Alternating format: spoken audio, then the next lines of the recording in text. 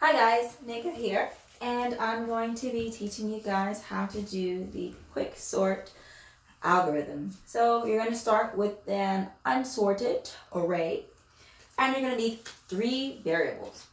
The first variable is your p variable, which is your pivot.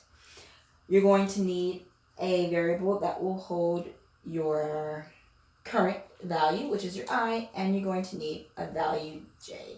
Now your j value is going to go to the beginning, the leftmost of your array. Your I is going to go to your first value, and your p is going to go to the rightmost part of your array. And you're going to compare your I and your p. Now, if your I is less than your p, you are going to increment j, and then you're going to swap your I and your j. Now, if your I is greater than your p, like you see here with your 7 and your 5, you are just going to simply increment your I. And now we're going to keep doing that logic through the rest. So you're going to compare I and p again. So 3 is less than 5 this time. So you're going to increment j, then you're going to swap. Then you're going to increment I. Then you're going to compare 1 and 5. 1 is less than 5, so you're going to increment j, and you're going to swap, and then increment I. 6 is greater than 5, so just increment. 8 is greater than 5, so just increment. 4 is less than 5, so you're going to increment your j. You're going to swap your j and your I value, and then you're going to keep going. And now your I is less than your p. 2 is less than 5, so you're going to increment your j. You're going to swap your j and your I value, and then you're going to increment I. So now I and p are equal. So when I and p are equal, you're going to swap your j plus 1 value with your I and p value. So these are going to get switched around. Alrighty. And now you know that everything to the right of your I and your p are greater than 5, and everything to the left is less than 5. So from there, we can go on and sort everything in the left and everything in the right.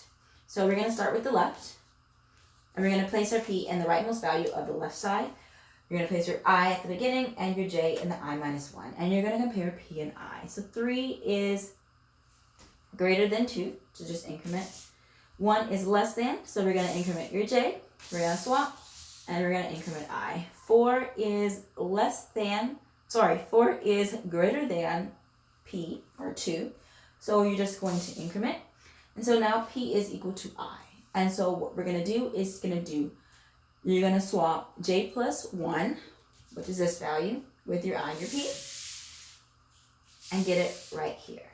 And so now we know that everything to the right of this has to be sorted because you only have one value to the right of it. So it has to be sorted. So now we have to look at these two values and make sure they are sorted. So we're going to put our p in our rightmost value. We're going to put our I in our leftmost and j in the I minus 1 position. We're going to compare I and p. So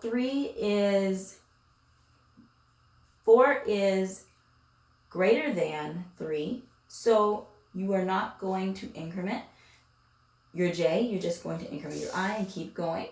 And so now your I and your p are equal, and so what you're going to want to do is you're going to want to swap whatever j plus 1 is, which is this, with your p and your I.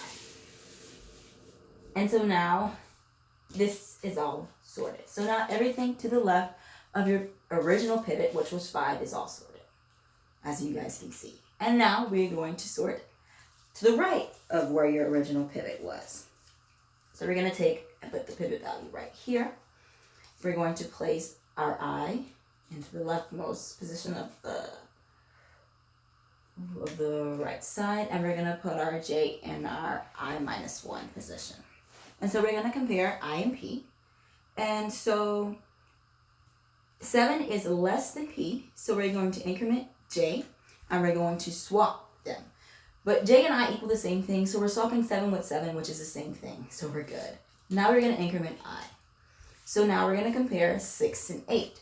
So 6 is less than 8. So we're going to increment j and we're going to swap again, which is the same thing again. 6 and 6 swap each other is the same thing. So now we're going to increment I again.